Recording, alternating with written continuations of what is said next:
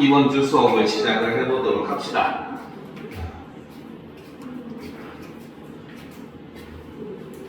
여러분들은 수행평가는 다 됐어요? 수행평가 아직 하고 있나? 화작 같은 경우는 지금 수행평가 한다고 진도를 안 나간다고 그러는데 여러분들 그래도 진도 나가고 있는 모양이는데 잘하고 있죠, 학교에서. 아직 안 나가고 있어요? 현재? 자, 이번 주는 지난주에 이어서 우리가 문장 성분까지 했었죠. 그렇죠? 그래서 이번 주에는 문장에 관련된 내용 진도를 나갈 겁니다. 그래서 여러분들 지금 교재는 필기하라고 선생님이 다 비워놨고 그 추측 교재를 보면서 같이 필기를 하면서 내용을 공부를 하도록 할 겁니다. 알겠죠? 자, 수특을 기준으로 이제 페이지는 27페이지 펴시면 됩니다. 오늘 기온이 진짜 장난이 아니네요. 공기가 갈수록 안 좋아지는 것 같아요. 그죠? 자, 그러면 이제 수특에서 오늘은 문장 부분을 들어갈 겁니다. 알겠죠? 자, 준비됐습니까? 그죠? 자, 그러면 이번 주 내용을 시작을 한번 해보도록 합시다. 알겠죠? 자, 문장의 구조, 짜임에 대해서 이제 공부를 합니다. 자, 문장이라고 하는 거, 그쵸? 지난주에 우리가 성분을 하면서 정의를 내렸었어요. 그쵸? 바로 뭐다? 완결된 내용을 담은 가장 작은 단위, 최소의 단위를 우리는 문장이라고 한다라고 이야기를 했었습니다. 자, 이 문장은 다시 혼문장과 변문장으로 나눌 수가 있어요. 알겠죠? 혼문장은 이름 그대로 문장이 몇 개? 한 개로 이루어진 거. 변문장은 이름 그대로 뭐다? 문장이 두 개 이상이 모여서 만들어진 거. 이런 개념으로 보시면 됩니다. 알겠죠? 자, 그러면 문장의 수라고 하는 것은 우리가 무엇을 기준으로 세느냐? 이게 중요하다는 거죠. 핵심은 바로 뭐다? 주어와 서술어의 관계. 그렇죠? 이것이 바로 뭐다? 문장의 수를 세는 기준이 된다라고 보시면 됩니다. 자, 그래서 문장에서 주어가 두 개 이상이다 혹은 서술어가 두 개 이상이다 라고 했을 때 우리는 이것을 변문장으로 볼 수가 있다는 거예요. 알겠죠? 자, 그래서 핵심은 일단 주어와 서술어의 개수입니다. 자, 그런데 이제 여기서 우리가 또 하나 문제가 되는 게 있죠. 바로 무엇이냐? 그러면 서술어라고 하는 건 어떻게 판단해야 되는가라는 겁니다. 주어 같은 경우는 솔직히 말하면 뭐다? 주격조사인 이가가 붙는 경우, 그죠? 즉 목격조사 이가가 붙는 경우가 아닌 이상은 이가가 붙으면 무조건 주어가 될 수밖에 없습니다. 알겠습니까? 자, 그렇기 때문에 주어는 사실 주격조사의 수를 통해서 우리가 판단을 할 수가 있다는 거죠. 자, 그러면 서술어는 무엇으로 판단하느냐? 이거는 지난 시간에 선생님이 서술어 이야기를 하면서 했었던 내용을 복기를 하면 됩니다. 알겠죠? 즉 서술어라고 하는 것은 그렇죠? 품사를 기준으로, 문장 성분이 기준이 아니에요. 품사를 기준으로 뭐다? 동사, 형용사, 그 다음 체온 플러스 이다. 요것들은 우리 국어에서 서술어로 쓰일 수 있는 녀석들이고, 거꾸로 얘기하면 얘네들은 서술어로 기능을 할 수 있는 녀석들이 되는 겁니다. 알겠습니까? 그러면 바로 뭐다? 우리 문장에서 서술어의 개수는 바로 얘네들의 개수를 세면 된다라고 보시면 된다는 거죠. 알겠습니까? 자, 그런데 여기서 우리가 한 가지 주의할 점. 지금 여기서도 얘기했듯이 우리는 혼문장이든 견문장이든 문장의 수를 셀 때는 주어와 서술어의 관계를 본다고 했어요. 알겠습니까? 그 말은 거꾸로 얘기하면 바로 뭐다? 다른 문장 성분은 문장의 수에 영향을 미친다, 안 미친다? 안 미친다는 겁니다. 알겠습니까? 학생들이 흔히 착각하는 거, 이런 문장이 있어요. 예문을 한번 보도록 합시다. 자, 철수는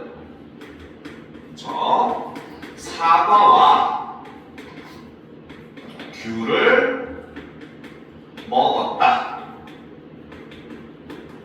자, 이런 문장이 있다고 봅시다. 알겠습니까? 자, 이 문장에서 주어, 먹는 행위를 한 사람은 철수라는 걸 우리는 알 수가 있겠어요. 주어죠. 그쵸? 그리고 이 문장에서 서술어는 바로 뭐다? 먹었다라고 하는 행위를 한 것이기 때문에 서술어는 먹었다라고 볼 수가 있습니다. 알겠습니까? 자, 그러면 이제 철수가 먹은 대상이 뭐냐? 바로 사과와 귤 2개를 먹었다. 즉 얘네는 목적어가 몇 개? 2개인 경우라고 볼 수가 있어요. 알겠습니까? 그죠? 자, 그러면 학생들은 이걸 흔히 착각합니다. 선생님, 이 문장은 철수는 사과를 먹었다, 철수는 귤을 먹었다, 이렇게 나눌 수 있는 거 아닌가요? 라고 얘기를 해요. 알겠죠? 근데 사실 그게 완전히 틀린 말은 아니긴 하지만 아까도 얘기했듯이 바로 뭐다? 문장의 수를 셀 때 우리가 취급하는 거는 오직 주어와 서술어의 개수만 취급을 합니다. 알겠죠? 그렇기 때문에 요것처럼 목적어가 2개더라도 이런 것들은 바로 뭐다?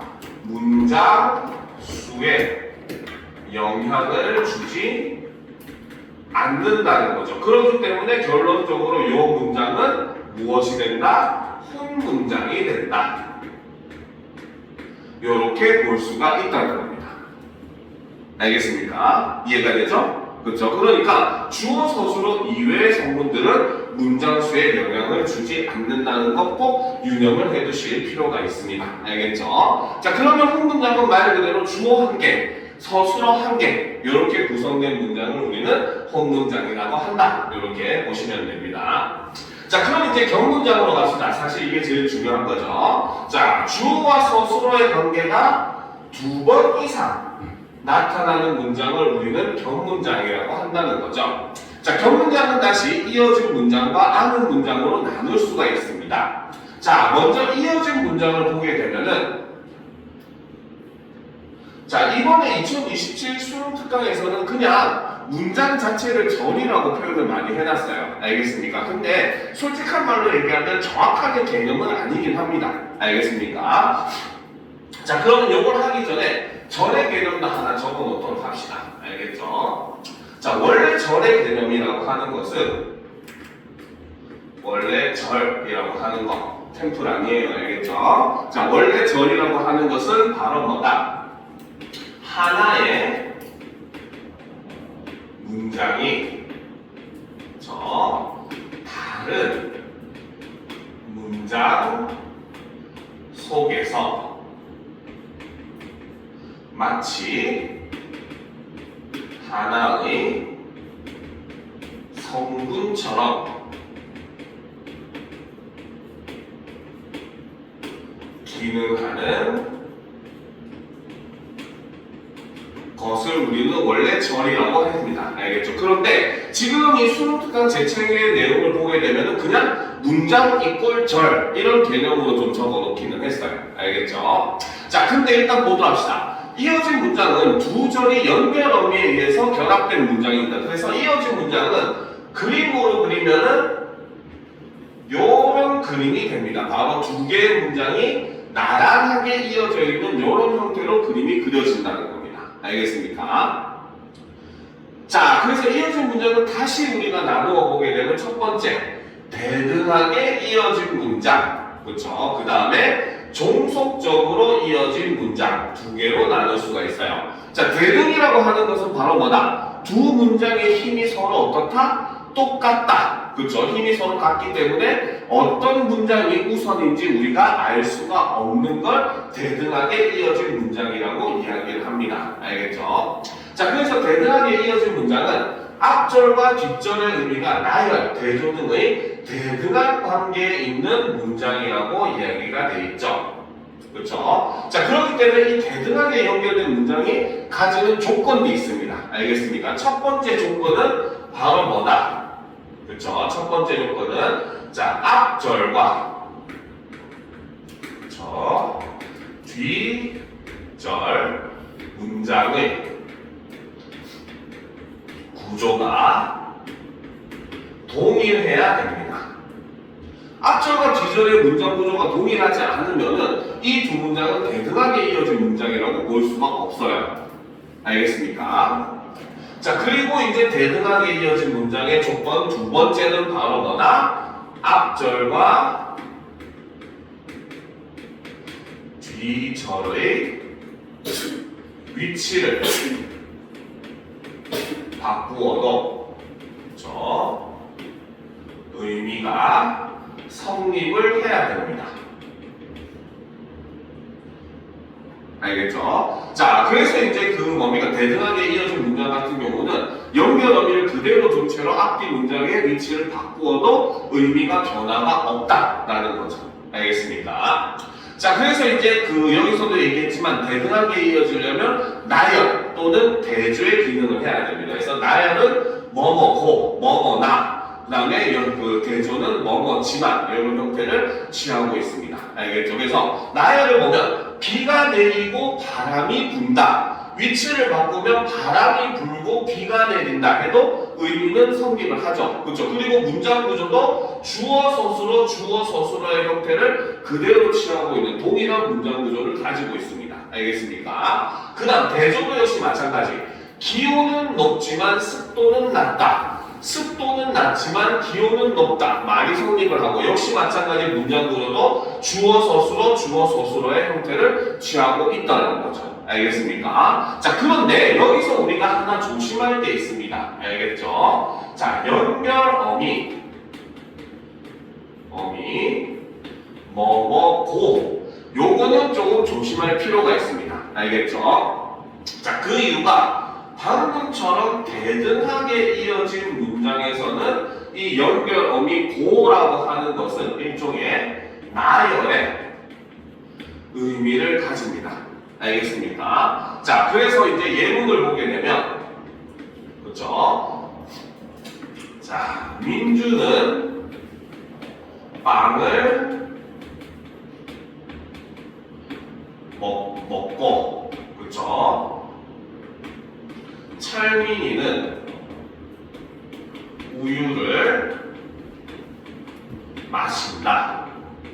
자, 문장을 이렇게 얘기했을 때는 바로 뭐다? 고라고 하는 게 민주의 행위와 철민이의 행위를 나열하는 형태를 가지고 있고 이 두 문장은 서로 대등하게 이어진 문장으로 볼 수가 있어요. 알겠죠? 그런데 연결어미 고가 종속의 의미로 사용되기도 합니다. 알겠습니까? 그래서 종속의 의미로 사용이 되면은 순서를 나타내줘요. 알겠죠? 자, 예를 들어 봅시다. 그렇지? 자, 민석이는 점심을 먹고 운동장으로 나갔다. 우리 머신아들은 점심시간에 축구들 많이 하잖아요. 그렇죠? 자, 이렇게 지금 문장이 있다고 봅시다. 자, 지금 이 문장은 민석이가 점심을 먹는 행위와 운동장으로 나가는 행위는 결코 양립할 수가 없는 행위예요.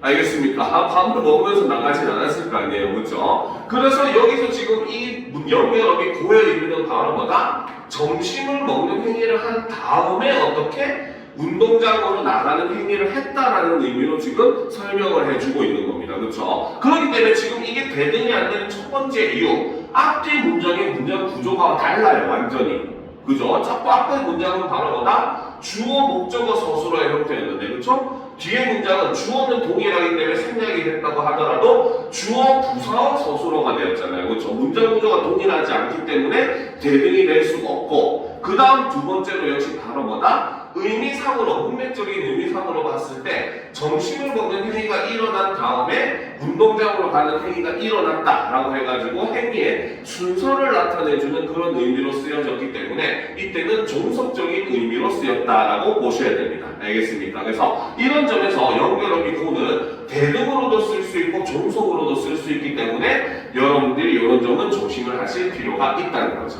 알겠습니까? 이해가 되죠? 그지? 어렵지 않죠? 그죠? 설마 나만 어렵지 않은 건가? 그죠? 자, 그러면 그 다음 종속적으로 이어진 문장을 보도록 합시다. 그죠? 자, 종속적으로 이어졌다라고 하는 것은 앞절의 의미가 뒤절의 의미에 종속된 문장으로서 앞절이 뒤절의 원인, 이유, 배경, 상황, 조건, 가정, 의도, 목적, 양도, 중단, 전환, 정도의 심화 등의 의미를 지닐 때 우리는 종속적으로 이어진 문장이다 라고 이야기를 한다는 거죠.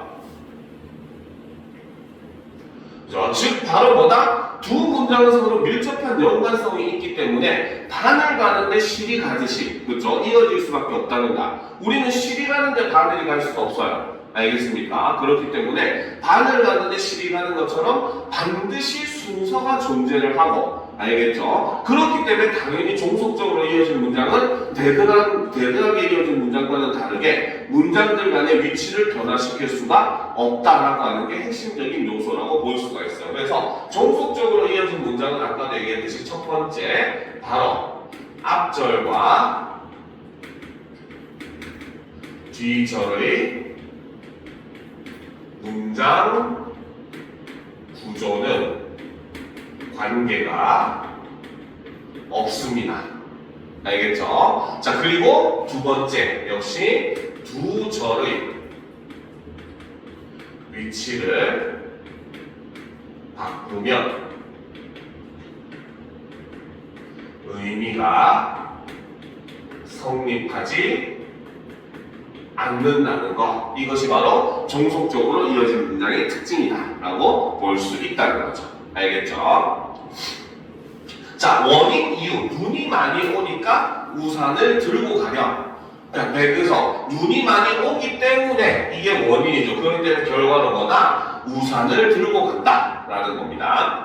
배경 상황. 책을 읽는데 전화가 울렸다. 책을 읽는 행위를 하는 중이었고 그 사이에 전화가 울리는 상황이 끼어들었다. 이런 의미로 볼 수가 있어요. 우리가 길을 걸어가는데 차가 끼어들었다. 이런 식으로 얘기하잖아요. 그렇죠? 그러니까 무엇이 주관되는 행위이고 무엇이 끼어지는 행위인가 이런 우선순위가 존재한다는 거죠.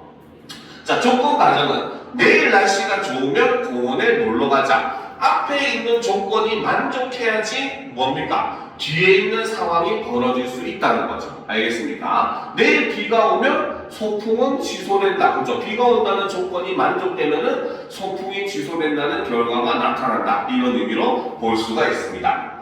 자, 그 다음 의도 목적은 나는 어제 공부를 하러 도서관에 갔다. 도서관에 갔는데 그 목적이 뭐였다? 공부를 하기 위해서라는 거죠. 그렇죠?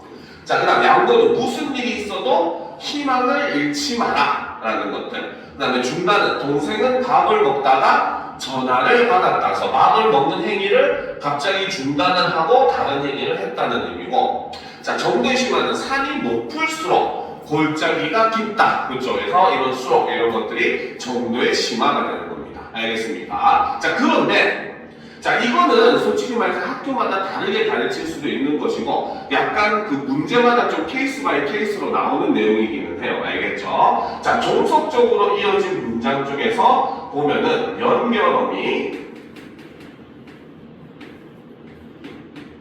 아서 어서를 그쵸? 우리가 조심을 할 필요가 있습니다. 알겠습니까? 자, 이 연결어미 아서 어서를 자, 첫 번째, 그렇죠? 자, 종속적으로 이어진 문장. 종속적인 연결 어미로 보게 되면 얘는 바로 원인을 나타내는 인과의 의미를 나타내주는 연결 어미로 볼 수가 있어요. 알겠습니까? 자, 예를 들면, 그렇죠? 봅시다. 바로 배가 너무 고파서 민수는 빵을 샀다. 자, 문장을 이렇게 표현을 해버리면 어때? 배가 너무 고프다라는 문장과 민수는 빵을 샀다라는 문장이 원인과 결과의 그 뭡니까? 관계로서 지금 이어져 있는 거예요. 알겠습니까? 이해가 되죠? 그쵸? 자, 그런데 이 연결어미 아서 어서가 바로 아는 문장, 안긴 문장의 개념으로도 볼 수가 있어요. 그래서 이렇게 봤을 때는 얘를 부사절로 취급을 합니다. 알겠습니까? 자, 예문을 보면 자, 민수는 배가 너무 고파서 빵을 샀다. 자, 위의 문장과 아래 문장은 의미는 완전히 동일한 문장이에요. 그쵸? 자, 그런데 이 문장에서는 지금 이 주어가 민수라고 하는 주어가 배가 너무 고프다라고 하는 문장을 서술절로 하고 있는 한 개의 문장으로 또 볼 수가 있고, 알겠죠? 그 다음에 빵을 샀다의 주체도 민수로서 앞, 뒤, 절의 뭡니까? 주체가 동일하기 때문에 뒤, 절에서 주체를 생략을 한 경우라고 볼 수가 있잖아요. 그렇죠? 원래 예전 교육과정 2009년 이전에는 얘도 무조건 종속적으로 이어진 문장으로 취급을 했었습니다. 알겠죠? 그런데 최근에는 어떻게? 여기서 이제 이 문장이 이렇게 적혀졌을 때 배가 고파서라고 하는 문장이 뒤에 오는 빵을 샀다라고 하는 문장 전체를 꾸며준다라고 인식을 하고, 그래서 이것을 무엇으로? 부사절로 취급을 합니다.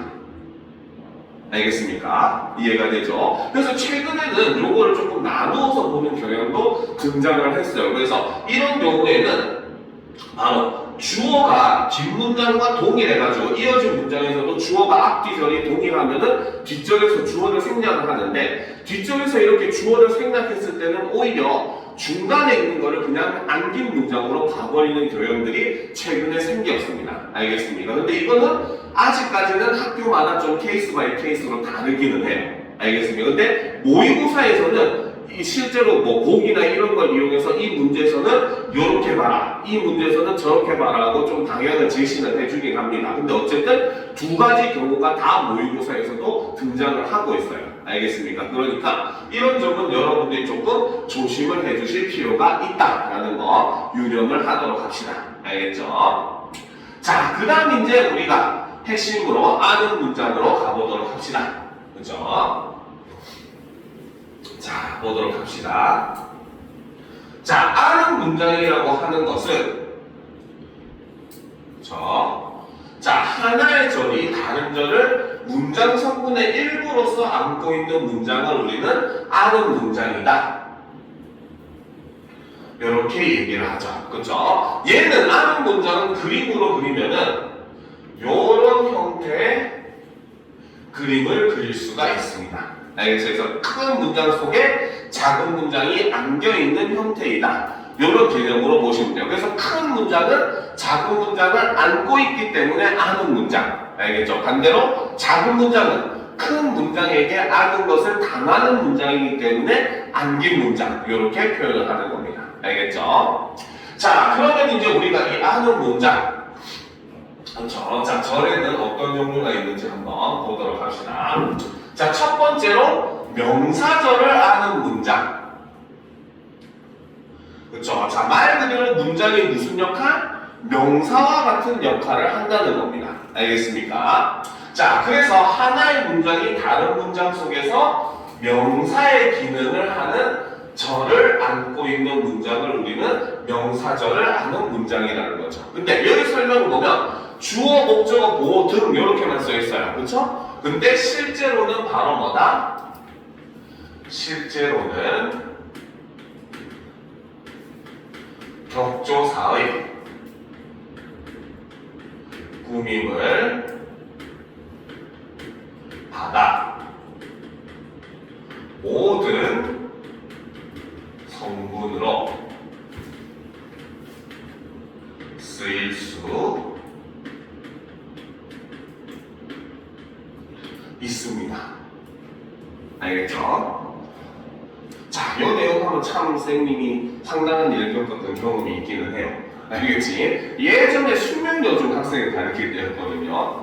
숙명여중에서 이제 그 중3 때 문장 관련된 내용이 나와가지고, 숙명여중은 이제 강남에 있는 좀 그래도 이름 있는 학교다 보니까 여중인데도 국어 문제는 진짜 어렵게 나와요. 알겠지? 그래가지고 거기 문제 중에 하나가 뭐가 나왔냐면은 다음 중 뭐 명사절에 대한 설명으로 옳은 것은 틀린 것은 이렇게 해가지고 선지가 나왔는데, 선지 중에 하나가 뭐였냐면 명사절은 주어, 목적어, 모든 성분으로 쓰일 수 있다. 이게 선지였거든요. 근데 틀린 게 그게 틀렸다고 선생님이 얘기를 한 거예요. 알겠습니까? 근데 참 아이러니한 거는 그 바로 직전의 수능에 명사절이 모든 성분으로 쓰일 수 있는 것을 증명하는 문제가 나왔었어요. 알겠습니까? 그래서 실제로 이제 명사절이라고 하는 것은 우리가 조사 중에 격조사 배웠었죠. 격조사는 사실 모든 성분에 해당하는 격조사가 다 있어요. 주어를 쓰는 주격조사, 목적을 쓰는 목적격조사, 복격조사, 서술격조사, 관형격조사, 부사격조사, 심지어 감탄사로 쓰일 수 있는 혹격조사까지 다 존재가 했었다는 거죠. 그렇죠? 그렇기 때문에 바로 이 명사절이라고 하는 것은 명사와 동일한 역할을 하고 그렇기 때문에 바로 뭐다? 격조사의 꾸밈을 받을 수 있기 때문에 모든 성분으로 쓰일 수 있다라는 거 여러분들이 꼭 유념을 해야 됩니다. 알겠죠? 자, 그러면 명사절은 무엇을 찾으면 된다? 요 두 개만 보세요. 바로 음기, 별표 칩시다. 바로 서술어에 뭡니까? 명사형 전성어미인 음기를 썼다? 그러면 무조건 명사절. 이렇게 보시면 됩니다. 알겠습니까? 여기서 한 가지 또 주의할 게 바로 이런 점이에요. 명사절이 관형어나 부사어로 쓰이는 것과 관형사절이나 부사절과는 엄연히 다른 겁니다. 알겠습니까? 자, 예문을 한번 보도록 합시다. 이건 안 적어도 돼요. 그냥 한번 여러분들 실력을 위해서 선생님이 예를 들어줄게요. 알겠지? 자, 이 문제는 우리가 풀기에 너무 어렵다. 자, 이런 문장이 있다고 봅시다. 알겠습니까? 자, 여기서 우리가 문장을 하나 빼게 되면 어떻게? 이 문제는 너무 어렵다. 그쵸? 어떻게 하기에? 우리가 풀다. 그쵸? 이런 문장이 지금 안에 안겨있는 형태잖아요. 그쵸? 자, 그런데 여기서 보면 풀다라고 하는 서술어에 그 명사형 전성어미인 기가 붙었기 때문에 얘는 바로 뭐나? 명사절이 쓰인 것이고 그런데 그 명사절 뒤에 있는 조사가 바로 뭐다? 부사격 조사가 여기에 사용이 됐었죠. 그렇기 때문에 이 문장에서는 바로 뭐다? 명사절이 부사어로 사용이 되고 있는 모습을 볼 수가 있습니다. 알겠습니까? 알겠죠? 자, 그런데 나는 친구를 목이 빠지도록 기다렸다. 자, 이런 문장이 있을 때는 나는 친구를 기다렸다라고 하는 큰 문장 속에 목이 빠지다라고 하는 문장이 들어있는 겁니다. 알겠죠? 그리고 얘는 이 자체가 부사의 기능을 함으로써 기다렸다를 수식을 해주고 있죠. 그래서 얘는 아예 부사절이 사용된 것이다. 이렇게 봐야 되는 거죠. 알겠죠? 그래서 여러분들이 유념할 거는 명사절이 부사어로 쓰였다고 해서 얘가 부사절이 되는 게 아니라는 겁니다. 알겠습니까? 이런 것들은 여러분들이 분명하게 구분하셔야 돼요. 그렇기 때문에 요거를 별표 치라고 하는 이유가 이겁니다. 여러분들은 절을 판단할 때는 뭐만 보면 된다? 절의 지표만 보시면 되는 겁니다. 알겠죠? 음기 쓰면은 뒤에 무슨 격조사 이런 거 상관없이 무조건 얘는 뭐다? 명사절. 일단 이렇게 먼저 판단하세요. 알겠죠? 그리고 그 다음에 격조사를 통해서 여기서는 명사절이 무슨 기능을 하고 있다. 이렇게 파악하는 게 중요한 거지. 얘가 그냥 단순하게 부사어처럼 쓰이고 있는 부사절이네. 이런 식의 의식의 흐름은 여러분들을 오답으로 이끌 뿐인 겁니다. 무슨 말인지 알겠습니까? 그래서 이런 거는 반드시 유념을 하고 조심하셔야 돼요. 알겠죠? 자, 그래서 명사절은 오로지 뭐만 보면 된다? 음기, 요것만 보시면 된다는 거죠. 자, 두 번째는 이제 관형사절이죠. 자, 관형사절은 말 그대로 관형어의 기능을 하는 절을 안고 있는 문장입니다. 자, 이때 역시 마찬가지 관형사절도 표지가 있는데 그거는 바로 뭐다? 은는 을던 요것만 보시면 됩니다. 별표 치세요. 알겠습니까? 여러분들 학교의 문법 선생님은 나이가 좀 어떻게 되세요? 나이가 좀 어떻게 되시나? 문법 가르쳐주는 쌤. 연세가 많으셔 아니면 좀 젊으셔? 왜 대답을 없어? 선생님이 없어? 아 그래? 왜 대답이 없어요? 근데 사실 이게 왜 물어보냐면은 실제로 참 이게 참 문제 있는 거긴 한데 일선 학교 선생님들 중에서 보면은 좀 잘못 가르쳐주는 경우가 상당히 많아요. 솔직하게 얘기하면 실제로 교사형 교과서도 잘못 나오는 경우도 꽤 많습니다. 알겠습니까? 실제로 2009년 이전 교육과정에서는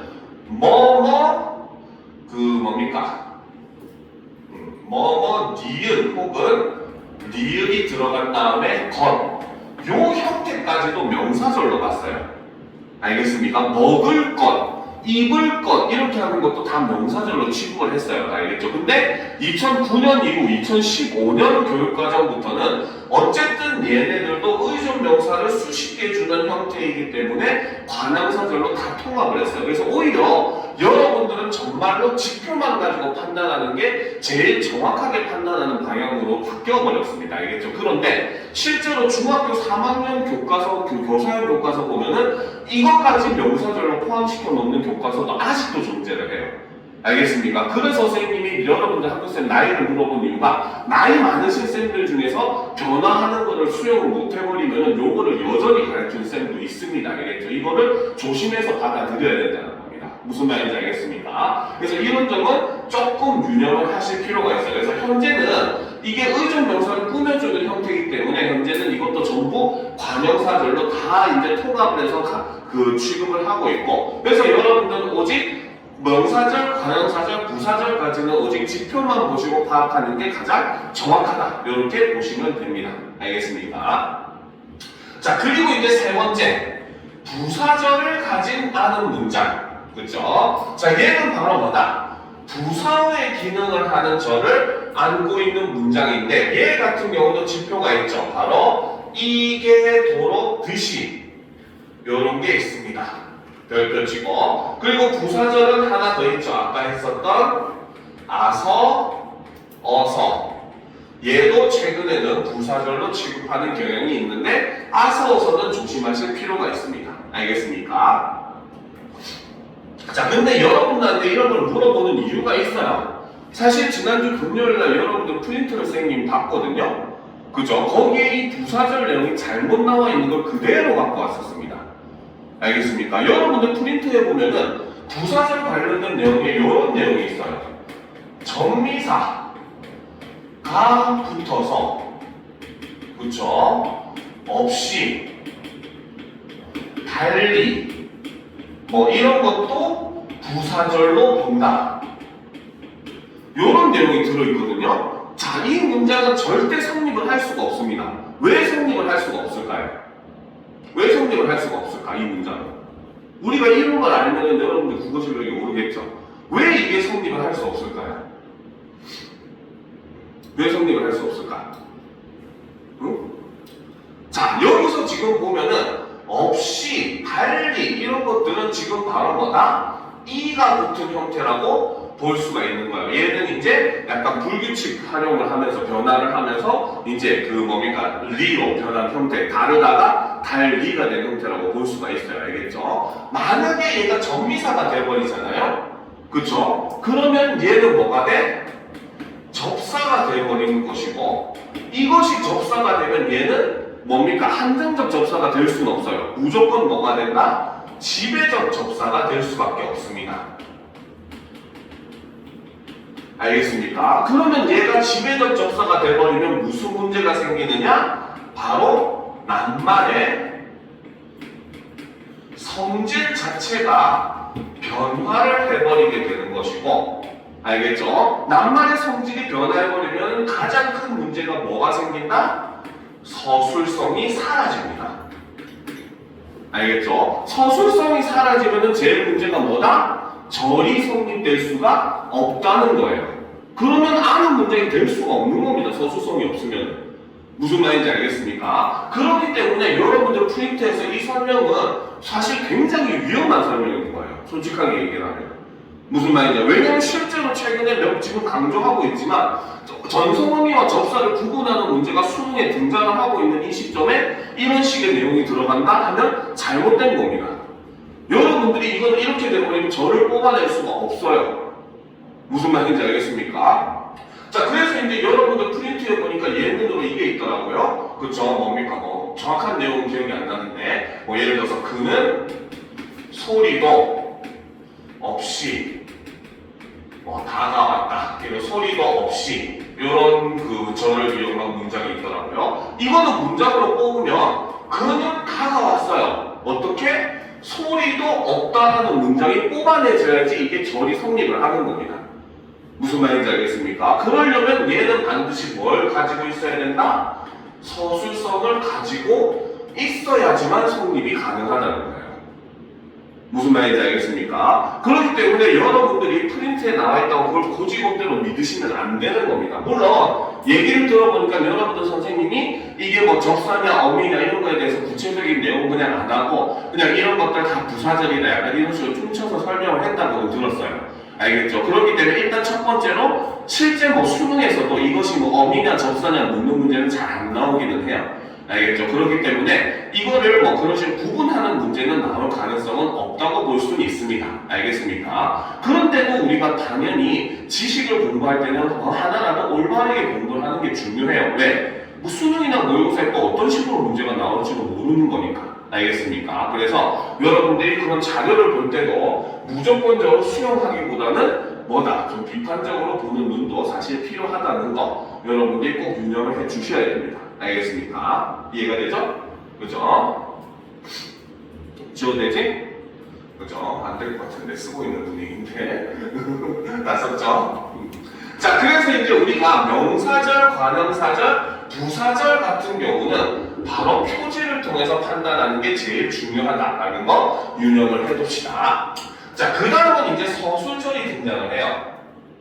자, 서술절이라고 하는 건 말 그대로 문장이 서술어의 기능을 하는 게 서술절입니다.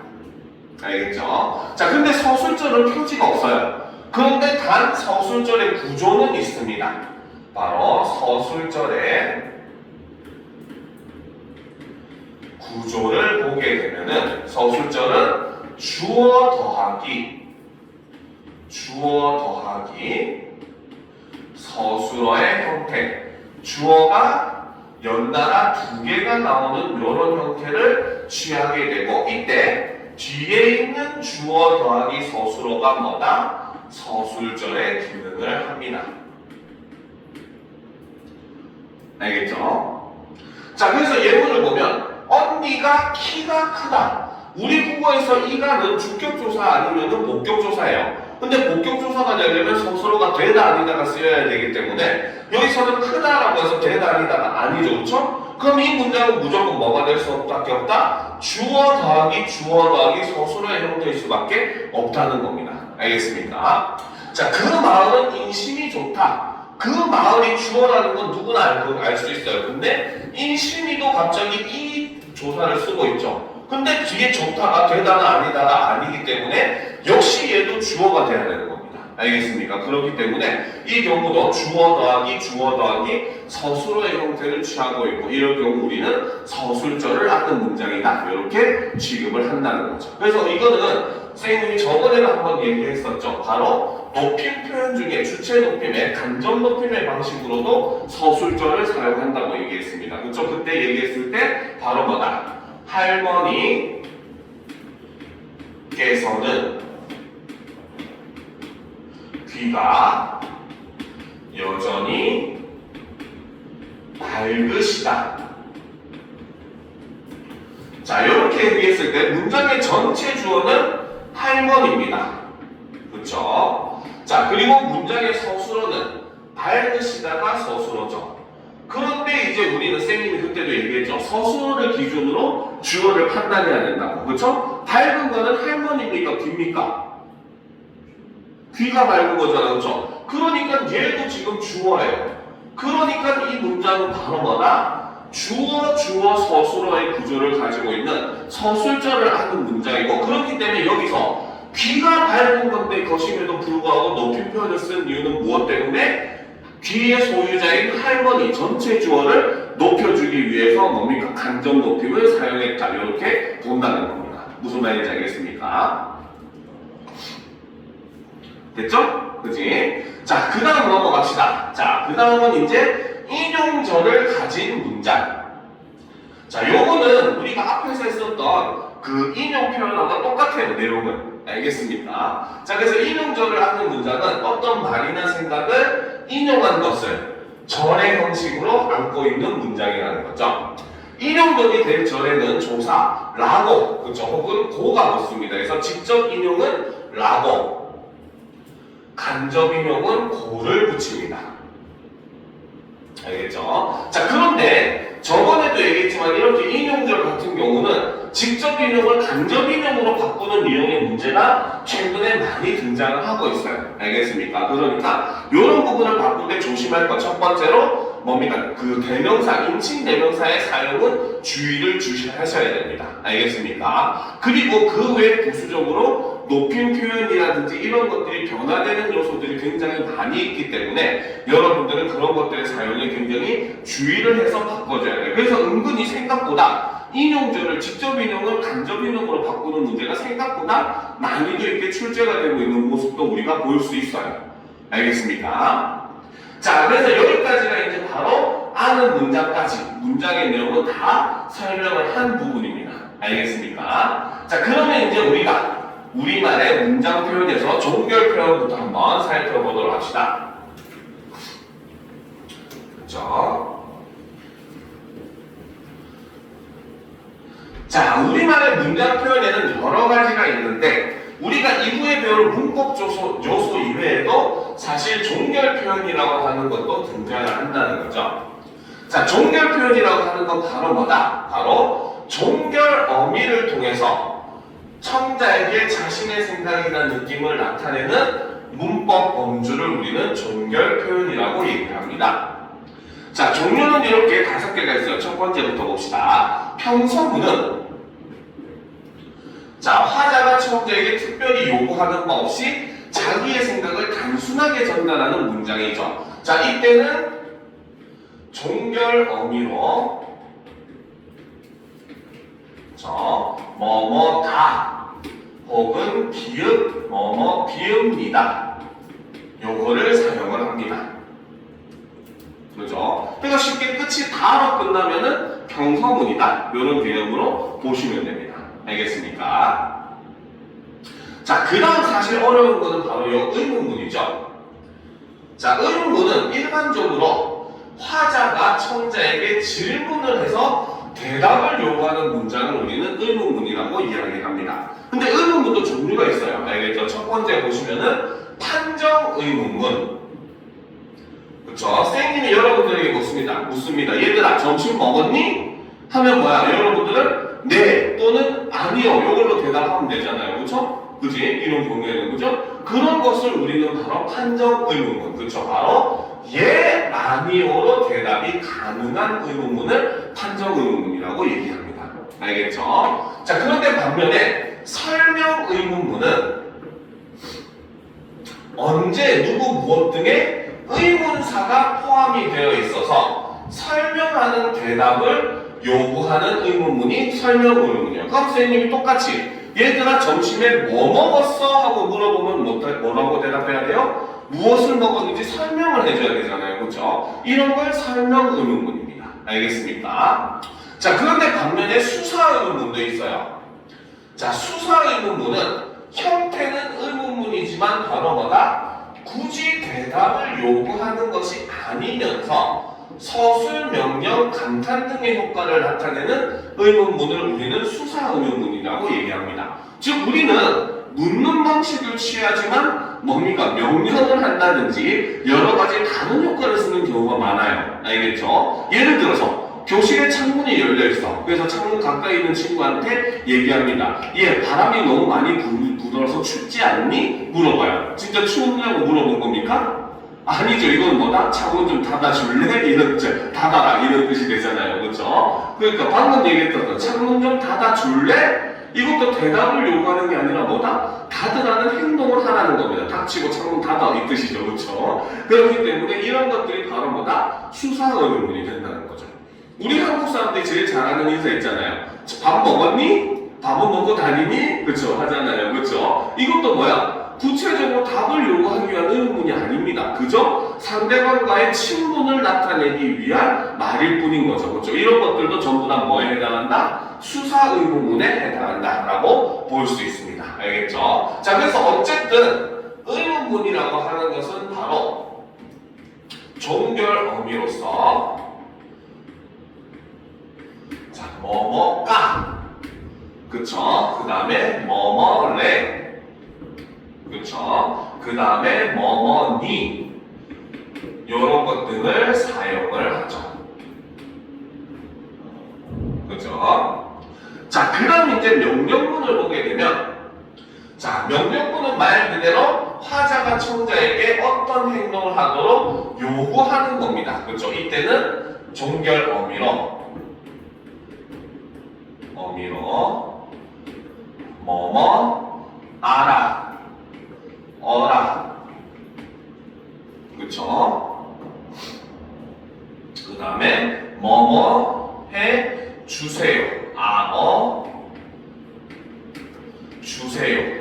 높임의 표현으로는 요걸 씁니다. 알겠습니까? 부모님한테 엄마 밥 주세요. 이것도 명령문이에요. 왜? 나는 행동 안 하고 상대방의 행동을 요구하는 말이기 때문에. 알겠습니까? 높임 표현이라고 해서 명령문이 없는 거 아닙니다. 알겠습니까? 자, 그 다음 이제 청유문. 청유문은 화자가 청자에게 바로 뭐다? 함께 어떤 행동을 하도록 요청하거나 제안하는 것. 지금 명령문과 청유문의 차이는 뭐다? 명령문은 화자는 그 행동을 할지 안 할지 몰라요. 상관이 없어요. 다만 청자만 행동을 하는 거죠. 그렇죠? 반대로 청유문은 화자와 청자가 같이 행동을 하는 것을 청유문이라고 합니다. 그래서 이때는 종결 어미로서 뭐뭐자 요거를 사용을 하죠. 그렇죠? 자, 그 다음 이제 감탄문은 화자가 청자를 별로 의식하지 않거나 거의 독백하는 상태에서 자신의 느낌을 표현할 때 쓰는 것이 감탄문이고 이때는 종결 어미로서 뭐뭐 문구나 요거를 사용합니다. 알겠습니까? 그래서 이런 거 같은 경우는 뭐 간단한 내용이고 우리가 너무나 일상에서 자주 접하는 내용이니까 이런 내용은 참고해서 공부를 해두시면 됩니다. 알겠습니까? 자, 그러면 이제 우리만의 그 문법 요소로 넘어가 보도록 합시다. 알겠죠? 자, 먼저 높임 표현부터 한번 살펴보도록 합시다. 자, 여기서부터는 필기할 내용들이 좀 있으니까 자, 필기를 하면서 잘 보도록 합시다. 자, 일단 우리가 높임 표현이라고 하는 것은 그죠? 자, 화자가 어떤 대상에 대해 높이거나 낮추는 태도를 나타내는 표현이 바로 높임 표현입니다. 알겠죠? 자, 높임 표현에는 다시 주체 높임, 객체 높임, 상대 높임 이렇게 세 개로 나눌 수가 있어요. 자, 첫 번째 주체 높임을 보시면 그죠? 자, 밑에 설명을 보면 화자가 주체, 곧 문장의 주어가 지시하는 대상에 대해 높임의 태도를 나타내는 표현이다. 이렇게 되어 있어요. 즉, 주체 높임은 바로 뭐다? 문장의 주체, 즉 주어가 이꼴 바로 뭐다? 높임의 대상인 경우에 우리는 주체 높임을 사용을 합니다. 그러니까 말 그대로 주어에 해당하는 인물이 높임의 대상이냐 아니냐 요것만 판단을 하시면 돼요. 알겠죠? 자, 이때 이제 나타나는 표현은 주로 서남아어미 의시에서 실현되지만 주격조사 깨서나 특수어의 계시다, 주무시다 등을 통해서 실현되기도 한다라고 되어 있는데 순서는 사실 바뀌었어요. 정확하게 얘기하면은 첫 번째 주격조사를 깨서로 변화시켜준다. 두 번째, 특수어의가 있으면 최우선적으로 특수어의를 먼저 사용해 줘야 됩니다. 알겠죠? 그리고 서술어의 경우 특수어의가 없을 때는 주체 높임 서남아어미 의시를 사용을 한다. 요게 순서입니다. 올바른 순서예요. 알겠습니까? 자, 그럼 일단 우리가 여기서 개념을 알아둬야 될 거 바로 특수어휘라는 것에 대해서 한번 알아보도록 합시다. 그렇죠? 자, 이 특수어휘라고 하는 것은 바로 뭐다? 자, 보도록 합시다. 자, 특수어휘는 어떤 낱말이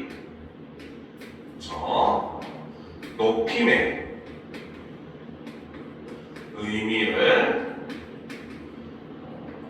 가질 때 그 형태가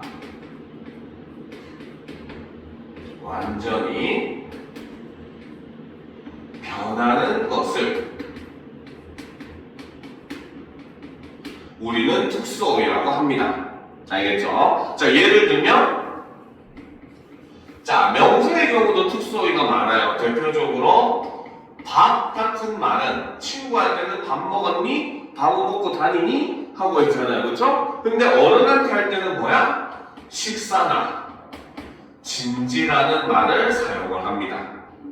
그렇죠? 자, 그다음 우리가 나이를 물어볼 때도 친구할 때는 너 나이가 몇 살이야? 하고 물어보지만 그죠? 어른한테 물어볼 때는 연세라든지 혹은 춘추라는 말을 사용을 합니다. 알겠습니까? 이해가 되죠? 그렇죠? 자, 근데 이거는 서술어도 있어요. 먹다 같은 서술어는 특수어의 높임의 의미를 가지게 되면 드시다 혹은 잡수시다 이런 형태로 쓰입니다. 알겠습니까? 자, 그런데 여기서 여러분이 한 가지 주의할 것. 자, 실제로 이제 그 뭡니까? 이것도 하나 써봅시다. 그러면 자다 같은 경우는 높임의 의미를 가지면 주무시다. 그렇죠? 이렇게 되죠. 자, 그런데 자, 우리가 한번 생각을 해보도록 합시다. 자, 먹다 같은 경우에 특수어휘가 되면 드시다, 잡수시다 이렇게 되고 자다 같은 경우에는 주무시다 이렇게 되고 그렇죠? 그 다음 있다 같은 경우는 계시다 이렇게 됩니다. 알겠습니까? 그러다 보니까 아이들이 여기서 착각을 해요. 무슨 착각을 하느냐? 뭡니까? 동사의 특수어휘 같은 경우는 주체 높임 선어만 어미 시가 사용되었구나 하고 착각하는 겁니다. 알겠죠? 이거는 착각이에요. 알겠습니까? 이거 꼭 적어 놓으세요. 이거 은근히 틀리는 학생들 굉장히 많습니다. 알겠죠? 자, 바로 주체 높임의 특수어휘 중 용언의 경우 어간 기본형이 모두 뭐뭐시로 끝이 납니다. 즉, 이 말은 이꼴 바로 뭐다? 주체 높임 선어말 어미 의시를 사용한 것이 아니다라는 거 여러분들이 꼭 알아두세요. 이거는 알고 있어도 틀리는 내용들입니다. 알겠습니까? 왜? 주체 높임을 나타내는 문장을 보기에 나타내준 다음에 다음 중 이 문장에서 그 실현된 높임법에 대한 설명으로 틀린 것을 고르시오 이런 문제가 나오거든요. 알겠죠? 근데 선지에 은근하게 이런 걸 집어넣는 겁니다. 주어인 어머니를 높이기 위해서 그죠? 서술어에 주체 높임 선어말음이 시를 사용을 했다. 그래서 여기 주무시다 이렇게 되어 있으면은 여기 시가 있네? 여기서 주체 높임 선어말음이가 사용되었네? 이런 착각을 하는 거예요. 알겠습니까? 이거는 정말 착각하기 좋은 내용이기 때문에 여러분들한테 한 번 더 강조를 해주는 겁니다. 알겠죠? 이런 거 쓸데없이 이런 걸로 점수 까지면은 여러분들 진짜 억울합니다. 알겠습니까? 그래서 이런 것들은 꼭 조심을 합시다. 알겠죠? 자, 그런데 이제 보도록 합시다. 주체 높임 표현은 높여야 할 대상의 신체 일부, 소유물, 생각 등과 관련된 서술어에 의시를 결합하여 간접적으로 실현되기도 하는데 이를 간접 높임이라고 한다라는 거죠. 자, 주체 높임의 어려운 이유는 바로 요거입니다. 그렇죠? 바로 주체 높임의 종류를 살펴보게 되면 그렇죠? 자, 첫 번째로 직접 높임이 있습니다. 자, 직접 높임은 말 그대로 우리가 지금 하고 있는 주체 높임은 그대로 보시면 돼요. 그래서 직접 높임 같은 경우는 바로 문장의 주어가 그대로 높임에 대상인 경우 우리는 직접 높임을 사용합니다. 알겠죠? 직접 높임 문제가 안 돼요. 우리가 알고 있는 주체 높임 그대로 쓰시면 됩니다. 알겠습니까? 자, 그런데 이제 문제가 바로 두 번째, 간접 높임에 라고 하는 게 존재를 한다는 거죠. 자, 요 간접 높임은 사실 문장의 주어는 높임의 대상이 아닙니다.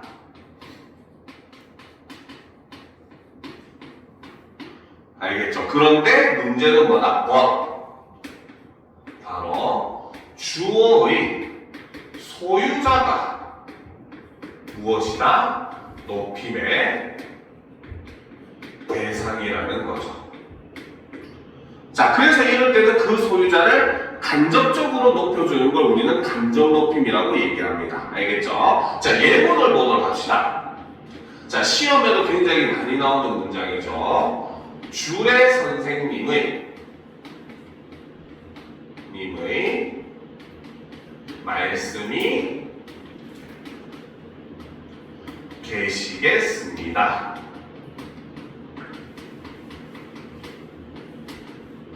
자, 이런 문장 시험에도 잘 나온다. 혹은 주례 선생님 대신 교장 선생님으로 바꿔서도 많이 나와요. 알겠죠? 자, 이 문장에서 주어는 뭘까요?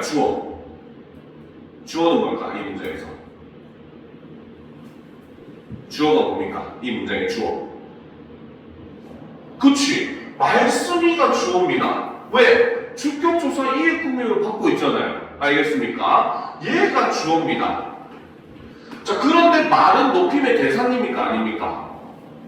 우리도 말이라고 하는 게 나보다 높아요? 여러분들보다 높습니까? 아니잖아요. 그렇죠? 그러니까 지금 이 문장에서 주어는 사실 높임의 대상이 아니라는 거죠. 자, 그런데 주어 앞에 있는, 그렇죠? 낱말을 보면은 주례 선생님이라고 하는 낱말이 말씀을 지금 꾸며주는 관용어로 사용이 되었습니다.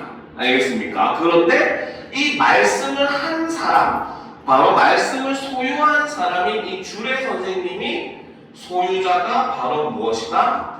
높임의 대상이라는 것이죠. 그러니까 이 경우는 바로 뭐다? 간접 높임을 사용을 해야 됩니다. 알겠죠? 그렇기 때문에 이 문장은 사실 틀린 문장이죠. 어떻게 고쳐야 되느냐? 계시겠습니다가 아니라 이것을 어떻게? 있으시겠습니다. 이렇게 고쳐야지 올바르게 고친 문장이 되는 겁니다. 알겠습니까? 이해가 되죠? 오케이? 이해가 안 되는 표정인데? 그쵸? 왜 안 되는지는 이 다음 설명을 보면 이해가 될 겁니다. 알겠습니까? 자, 여기까지 다 썼어요? 그죠? 자, 그런데, 자, 이 간접 높임을 하면은 제일 문제가 되는 단어가 바로 있다입니다. 알겠습니까? 자, 바로 동사인 있다의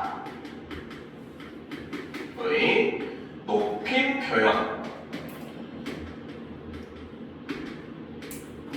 동사가 아니죠. 자, 있다. 자, 있다라고 하는 낱말은 높임 표현을 사용할 때 조금 복잡한 모습을 보입니다. 알겠죠? 자, 있다라고 하는 그 낱말은 저번에도 한번 얘기했었지만 가장 대표적인 품사 통용을 하는 단어예요. 알겠습니까? 그때 설명했던 거 혹시 기억납니까? 예전에 선생님이 있다가 품사 통용을 한다라고 설명을 하면서 뭐라고 했어요? 바로 있다의 주체, 즉 주어가 의지를 가질 수 있는, 즉 사람을 나타내는 존재면은 뭐다? 이때 있다는 동사로 사용이 된 것이고 이때는 일종의 머물다의 의미로 쓰인다라고 얘기를 했었습니다. 그렇죠? 그래서 철수가 학교에 있다 해도 되지만 동사와 똑같이 철수가 학교에 있는다라고 활용을 해도 성립을 한다라고 얘기했어요. 그래서 이때는 일종의 머물다의 의미가 된다고 했었죠. 그렇죠? 그런데 이따의 주체가 의지를 가질 수 없는 부정명사인 경우에는 형용사로 쓰인다고 했습니다. 그래서 책이 책장에 있다라고 하는 건 가능하지만 존재한다의 의미로서, 그런데 반대로 책이 책장에 있는다라는 표현은 불가능하다고 얘기했어요. 왜? 느는 현재 시제 선어말음이 느는 그 동사에만 붙을 수가 있기 때문에. 알겠습니까? 그런데 그것이 여기서도 적용이 됩니다. 알겠죠? 자, 일단 첫 번째로 있다가 동사로 쓰인 경우에는, 그죠? 자, 여기서 있다는 바로 뭐다? 바로 주어가 유정명사라는 뜻이고, 그렇기 때문에 이 주어에 해당하는 유정명사가 곧 바로 뭐다? 높임의 대상이 되는 겁니다. 알겠습니까? 그렇기 때문에 있다가 동사로 쓰였을 때는 높임 표현으로서 계시다가 사용이 된다는 거죠. 알겠습니까? 왜? 있다가 동사로 쓰였다는 말 자체가 바로 뭐다? 주어는 의지를 가질 수 있는 사람이라는 뜻이었고, 그러면 당연히 그 문장에서 그 사람이 높임의 대상이 되는 것이기 때문에 이 경우는 뭡니까? 높임의 표현으로 계시다를 쓰는 겁니다. 알겠죠? 자, 그런데 반면에 형용사로 쓰이는 경우는, 그렇죠? 이때는 주어가 바로 뭐다? 의지를 가질 수 없는 무정명사라는 뜻이죠. 그렇죠? 우리는 사물을 높이지 않잖아. 그러니까 무정명사는 바로 뭐다? 높임의 대상이 될 수가 없습니다. 알겠습니까? 그렇기 때문에 뭐다? 이 경우에는 그 사물의 소유자가 이제 바로 뭐다? 높임의 대상이 되어야 되기 때문에 이때는 높임 표현으로 무엇을 사용한다? 바로 있으시다. 요거를 사용한다는 거죠. 즉, 이따의 품사에 따라서 높임 표현이 나타나는 방식이 달라진다. 이렇게 판단을 하시면은 여러분들이 왜 직접 높임에는 계시다를 쓰는 것이고 간접 높임에는 있으시다를 쓰는지를 알 수가 있다는 거죠. 이해가 됩니까? 그렇죠? 그러니까 아까 중재 선생님의 말씀이 있으시겠습니다 해서 있으시겠습니다 쓰는 이유는 바로 뭐다? 주어는 말씀이니까요. 형용사로 쓰였잖아요. 그렇죠? 그러면 당연히 주어는 높임 표현이 될 수가 없으니까 이때는 간접 높임에 있으시다를 쓰는 겁니다. 알겠죠? 근데 주례 선생님이 집무실에 계신다라고 할 때는 바로 뭐다? 있는 주체 자체가 주례 선생님, 사람인 것이고 이 사람 자체가 있고 높임의 대상이기 때문에 직접 높임으로 계시다를 쓴다는 거죠. 알겠습니까? 그래서 이렇게 이해하면은 여러분들이 왜 직접 높임은 계시다고 간접 높임은 있으시다인지를 이해할 수가 있을 겁니다. 알겠습니까? 자, 그러면 다음 페이지로 넘어갑시다. 자, 상대높임법부터 나왔네요. 자, 상대높임법부터 보도록 합시다. 자, 상대높임법은 화자가 청자, 곧 말을 듣는 상대에게, 그렇죠? 높임이나 낮춤의 태도를 나타내는 걸 우리는 상대높임이라고 합니다. 자, 이때 상대높임은 주로 종결 어미로 실현이 됩니다. 알겠죠? 자, 그래서 상대높임은 상대를 높이는 정도에 따라서 여러 등급으로 나뉘면서 격식을 갖추었는지 여부에 따라서 격식체와 비격식체로 나뉜다 이렇게 되어 있는데, 자, 정확하게 표를 그리면은, 자, 상대 높임은, 자, 표를 그리면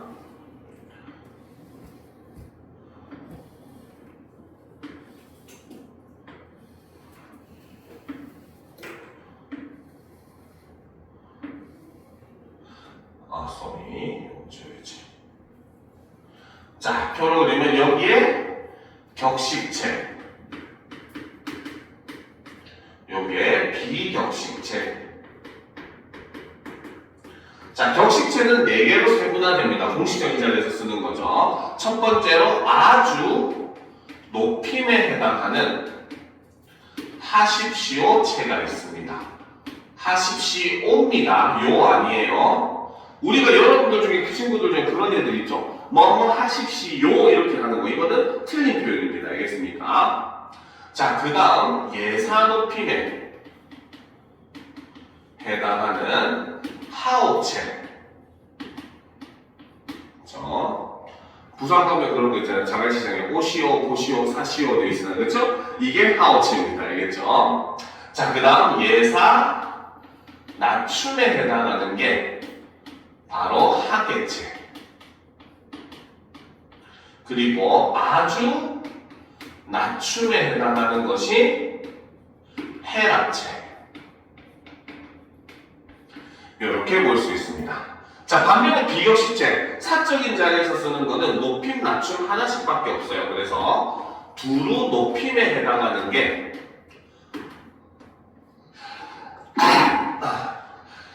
이거 비교. 바로 해어체. 자, 해어체가 있고 두루 낮춤에 해당하는 것이 해체가 있습니다. 그렇죠? 자, 그런데 아까도 얘기했듯이 이 상대 높임은 주로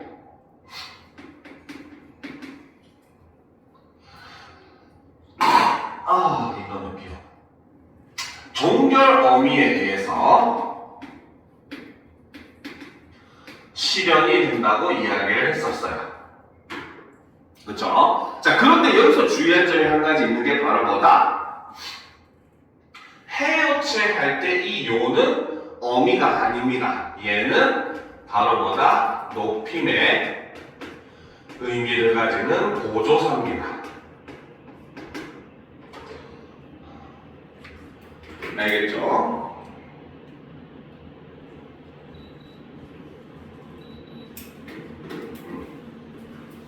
자, 그 이유가 바로 뭐냐? 해여체에서 요를 지으면 무슨 체가 돼요? 해체가 되잖아, 그치? 즉, 우리가 조사와 어미의 결정적인 차이는 그겁니다. 조사는 쉽게 생략이 가능해요. 알겠습니까? 그래서 우리는 나는 밥을 먹었다 해도 되지만 나 밥 먹었어 해도 문장이 성립을 하잖아요. 그쵸? 그러니까 조사는 쉽게 생략을 할 수 있기 때문에 오히려 역으로 어느 정도 독립성을 지닌다고 보고 그래서 조사는 낱말로 인정을 하는 겁니다. 알겠습니까? 근데 반면에 어미는 생략을 하면 절대 낱말이 성립을 할 수 없어요. 우리는 밥을 먹다 해야지만 밥을 먹한다고 의미가 되는 게 아니잖아요. 문장이 되지 않잖아요. 그렇죠? 그렇기 때문에 만약에 요가 어미였다면 절대 생략을 할 수가 없었을 거예요. 그런데 해여체에서 요를 지우면은 해체가 되면서 말이 성립을 한다는 거야. 밥을 먹어 말 되잖아요. 근데 거기에 밥을 먹어 요만 붙이면은 높임의 의미가 돼버리는 거잖아요. 그렇죠? 그래서 요는 어미로 취급하는 것이 아니라 조사로 취급을 합니다. 왜? 생략해도 문장이 성립하기 때문이라는 거죠. 알겠습니까? 자, 그래서 우리가 지난 시간에 배웠던 보조사의 특징 중에 보조사는 부사나 용언의 어미 뒤에도 붙을 수 있을 때 여기 이 요가 바로 용언의 어미 뒤에 붙는 대표적인 보조사다라고 보시면 되는 겁니다. 알겠습니까? 자, 그 다음 이제 객체 높임법을 보도록 합시다. 자, 객체 높임은 바로 하자가 문장의 객체, 즉 목적어나 부서가 지시하는 대상에 대해서 높임의 태도를 나타내는 게 바로 객체 높임입니다. 객체 높임은 정말 쉬워요. 할 게 없습니다. 알겠습니까? 자, 객체 높임은 목적어를 높이는 경우와 부서를 높이는 경우에 조금 차이가 있기는 한데 정말 쉬워요. 간단하게 정리만 하고 쉬는 시간 가지도록 합시다. 그렇죠. 자, 객체 높임은 바로 높임의 대상이 목적어나 부사어인 경우 우리는 객체 높임을 사용합니다. 알겠죠? 자, 이때 첫 번째, 자, 목적어를 높이는 경우 목적어가 높임의 대상인 경우에는 그렇죠? 자, 오직 목적어와 호응하는 특수 어휘가 있는 경우만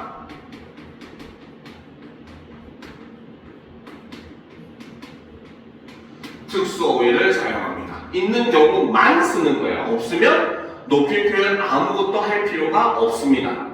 알겠습니까? 예를 들어 봅시다. 나는 친구를 데리고 공원에 갔다. 여기서는 친구는 높임의 대상이 아니기 때문에 이와 호응하는 말로 데리고를 썼죠. 그렇죠? 그런데 친구 대신에 어머니를 집어넣으면 어때? 나는 어머니를 모시고 공원에 갔다가 되잖아요. 그렇죠? 여기서는 어머니와 호응하는 말이 그 모시고라는 말이 존재를 하니까 이 경우는 사용을 해줍니다. 알겠죠? 그런데 나는 어머니를 시장에서 보았다. 이렇게 얘기를 하면 어때요? 보는 행위를 한 사람이 나기 때문에 어머니와 관련된 그 어떤 단어도 존재하지 않아서 높임 표현을 아무것도 쓸 필요가 없습니다. 무슨 말인지 알겠습니까? 그냥 멀리서 본 거잖아요. 그렇죠? 그래서 이럴 때는 높임 표현을 쓰지 않아요. 알겠습니까? 자, 그래서 목적어와 호응하는 서술어, 특수어휘 같은 경우는 가장 대표적인 게 바로 뭐다? 모시고, 그렇죠? 그 다음에 뵈러, 그렇죠? 이런 것들, 선생님을 뵈러 이렇게 할 수 있잖아요. 그렇죠? 이런 것들이 목적어와 호응하는 특수어휘다. 이렇게 보시면 됩니다. 자, 두 번째. 부사어가 높임의 대상인 경우는 자, 첫 번째로 부사격 조사 누구누구에게 요거는 무엇으로 누구누구께로 바꿔줍니다. 알겠죠? 그리고 두 번째 서술어의 객체 높임 특수어휘가 있는 경우만 역시 사용을 하면 됩니다. 알겠죠? 자, 예를 들어서 나는 친구에게 선물을 주었다. 이런 문장이 있을 때 부사어에 해당하는 친구에게 대신에 높임의 대상이 선생님을 집어넣으면 나는 선생님께 선물을 주었다의 특수어휘인 드리다를 쓴다는 겁니다. 무슨 말인지 알겠죠? 그런데 특수어휘가 없는 경우도 있어요. 나는 친구에게 갔다. 이렇게 얘기했을 때 친구 대신에 선생님을 집어넣어도 나는 선생님께 갔다. 이렇게 하면 됩니다.